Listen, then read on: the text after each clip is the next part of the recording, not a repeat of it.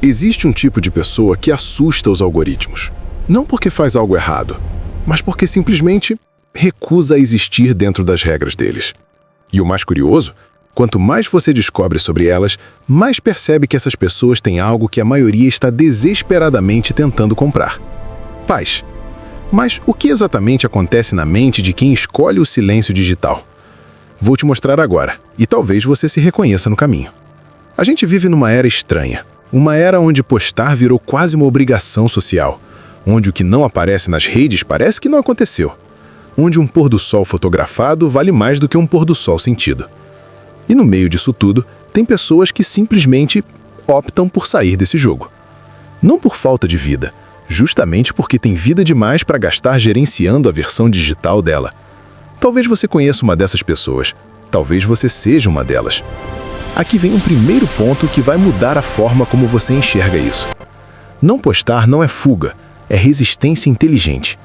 Em um ambiente onde cada clique seu alimenta um algoritmo, onde cada história que você compartilha vira dado para uma empresa bilionária, escolher não participar é um ato de autonomia. É dizer: eu decido o que existe sobre mim.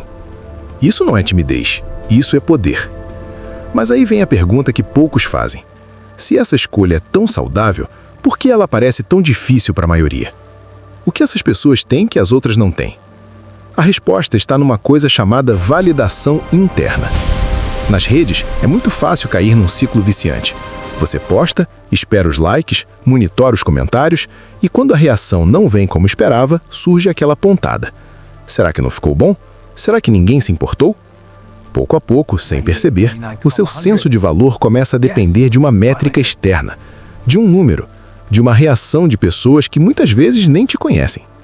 Quem escolhe não entrar nesse ciclo não é porque não liga, é porque já tem algo mais estável por dentro. Pesquisas em psicologia comportamental mostram que pessoas com maior senso de valor interno dependem menos de aprovação social para se sentirem competentes e atraentes.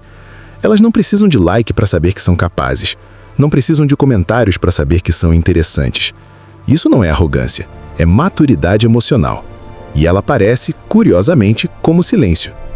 Mas tem uma coisa que quase ninguém fala sobre essas pessoas, e é a parte mais contraintuitiva de tudo isso. Elas não são antissociais. Na verdade, muitas vezes são as pessoas mais presentes que você vai conhecer. Enquanto você estava olhando para a tela durante o jantar, ela estava olhando para você. Enquanto você estava montando a legenda perfeita, ele estava de fato ouvindo o que você disse. Enquanto todo mundo estava preocupado em registrar o momento, elas estavam vivendo o momento. Quem não divide tudo nas redes tende a ter relações mais sólidas fora delas. Por quê? Porque quando você não precisa gerenciar uma imagem pública, você tem energia para investir em conexões reais. Você ouve mais, você está mais presente, você lembra de detalhes, você aparece de verdade. E há outro benefício silencioso nisso. Quem não se expõe muito mantém uma certa escassez, e escassez, psicologicamente, gera fascínio.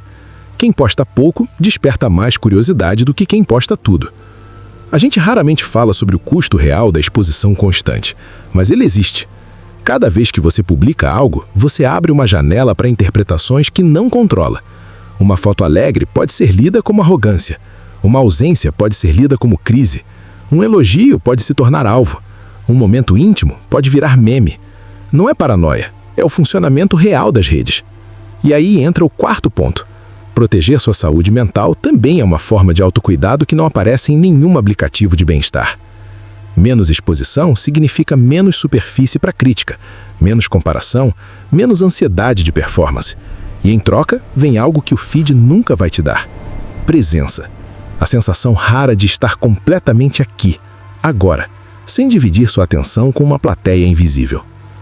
No mundo de hoje, onde todo mundo luta por atenção, escolher não lutar por ela é, paradoxalmente, um dos gestos mais corajosos que existem.